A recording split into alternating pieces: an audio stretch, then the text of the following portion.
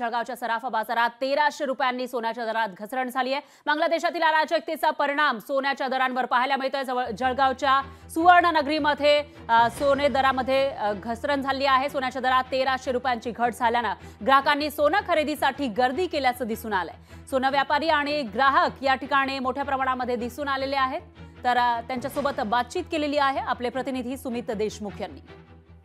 आजच्या दिवसाचा जर विचार केला तर जवळपास 1300 रुपयाने हा सोन्याचा भाव घसरलेला असून गेल्या 15 दिवसात 5000 रुपयाने सोन्याचा भाव घसरलेला आहे। हे घसरण्याचं कारण काय हे आपल्यासोबत सोने व्यापारी जे आहेत आकाशजी ते आपल्यासोबत जुडलेले आहेत।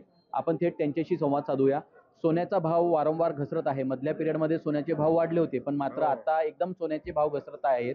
नेमकं कारण काय आहे? आता पहिले तर कस्टम ड्युटीमुळे सोन्याचे भाव कमी झालेले होते।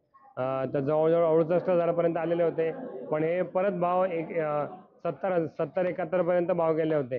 पण आता जागतिक पातळीवरती US मार्केट जे आहे ते अंडर परफॉर्म करत आहे।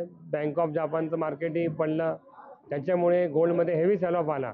ते हेवी सेल ऑफ झाल्यामुळे गोल्डचे भाव आज एवढे 1300 रुपयाने आज कमी झाले। आपल्यासोबत काही ग्राहक देखील जुडलेले आहेत। आपण थेट त्यांच्याशी संवाद साधूया। ताई, तुम्ही सोनं खरेदी करायला आलेला आहात, सोन्याचा भाव देखील कमी झालेला आहे, काय सांगणार? सोन्याचा आणि चांदीचा भाव कमी झालेला आहे, त्यामुळे आम्ही महिलांना खूप प्रचंड प्रमाणे एकदम आनंद आणि उत्सुकता अशी होते की न्यू प्रकारचं काय घेऊ असं वगैरे। त्यामुळे मी आणि माझ्या फॅमिलीसोबत सोनं खरेदी करायला आलेली आहे। आम्ही संधीचं सोनं करतो आहे असं देखील या ठिकाणी ग्राहकांनी म्हटलेलं आहे।